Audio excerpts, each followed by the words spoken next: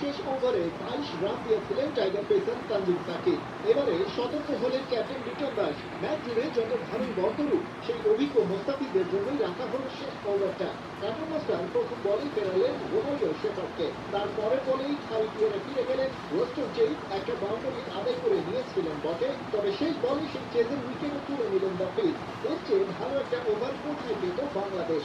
মোস্তাফিজকে কেন বলা হয় ডেথ ওভার স্পেশালিস্ট, সেটাই যেন প্রমাণ হলো আরও একবার।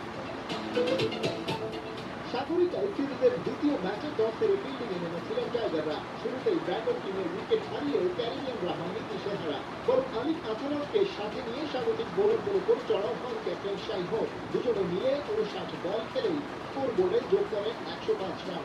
বাংলাদেশ দলের সব বোলারকেই কম বেশি তুলোধুলো করেছেন দুজনে মিলে। কিন্তু হাল ছাড়েননি বাংলার বোলাররা। যে সুযোগের অপেক্ষায় তুলে ক্যারিবিয়ান শিবিরে বেশ একটা ধাক্কা দিলেন নাজুম। প্রথমে আহমেদ ফিরে গেলেন 33 বলে 52 করে, পরের বলে ভাঙল শেরফান রাদারফোর্ডের স্ট্যাম্প।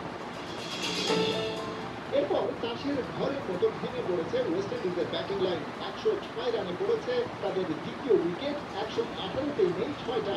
শাই হোপ ফিরে গেছেন 36 বলে 55 করে। চারটা বাউন্ডারিতে সাজিয়েছিলেন নিজের ক্যাপ্টেন তানভীর হৃদয়। এদিনও ফ্লপ। 14 বলে তার ব্যাটে রানের তেল বাড়িয়েছে কেবল। গতি বাড়াতে গিয়ে 18 বলে 17 রান তুলতেই ফিরেছেন এই মিডল অর্ডার ব্যাটার। ক্রাইসিস মোমেন্টে সুপার ফিনিশার হয়ে উঠতে পারেনি শামীম পাটোয়ারিও। ঋষভও ফিরেছে নিজের সেই সব সিগনেচার শট ছাড়াই। উইকেট হাতে ছিল, তবে বল ফুরিয়ে যায়। ম্যাচটা ক্যারিবিয়ানদের কাছে 14 রানে হেরে বাংলাদেশ সিরিজটা হয়। আলিফ জামিল, শামীম পাটোয়ারির রিপ্লেসমেন্ট দরকার স্কোয়াডে।